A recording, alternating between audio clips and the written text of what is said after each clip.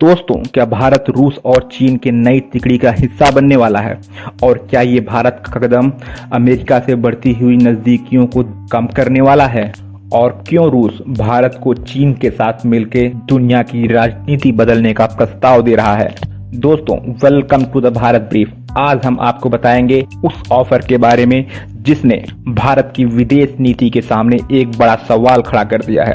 तब तक आप बस चैनल को सब्सक्राइब कर दें। दोस्तों, हाल में ही रूस ने भारत को एक नया प्रस्ताव दिया है, RIC ट्रोइका, यानी कि रसिया, इंडिया और चाइना की त्रिपक्षीय साझेदारी को और भी गहरा करना। इस प्रस्ताव में रूस चाहता है कि तीनों देश मिलकर एक अमेरिकी विरोधी शक्ति का केंद्र बनाएं।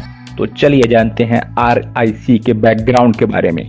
दोस्तों, RIC कोई नया समूह नहीं है, बल्कि 90s के दशक में रसिया ने ही इसकी शुरुआत की थी ताकि एशिया में एक मल्टीपोलर वर्ल्ड का ऑर्डर बन सके। इस ग्रुप का मकसद था पश्चिमी देशों के प्रभुत्व को संतुलित करना और आपस में आर्थिक और सामरिक सहयोग बढ़ाना। लेकिन हाल ही के वर्षों में चीन और भारत के बीच तनाव के कारण यह समूह कमजोर पड़ गया। तो फिर दोस्तों, सवाल ये उठता है कि रूस को अचानक RIC की याद क्यों आई?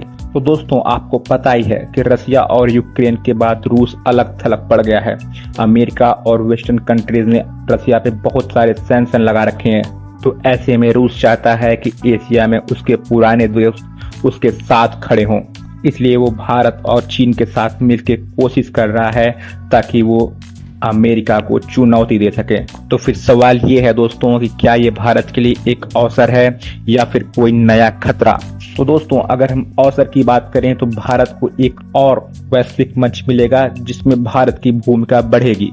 भारत रसिया और चीन को एक साथ लाकर एक पावर सेंटर बन सकता है और एशिया में शांति और स्टेबिलिटी का एक नया प्रस्ताव हो सकता है।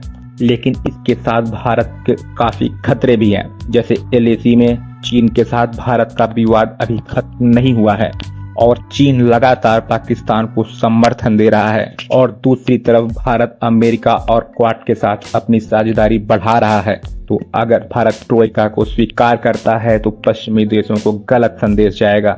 लेकिन अब इसी के साथ देखें तो भारत की अब तक की रणनीति क्या रही? स्ट्रेटेजिक ऑटोनॉमी, मतलब भारत किसी भी धड़े के साथ खड़ा नहीं होता। भारत RIC की औपचारिक बैठकों में शामिल तो होता है, लेकिन वह चीन के साथ औपचारिक और सामरिक साझेदारी से बचता है।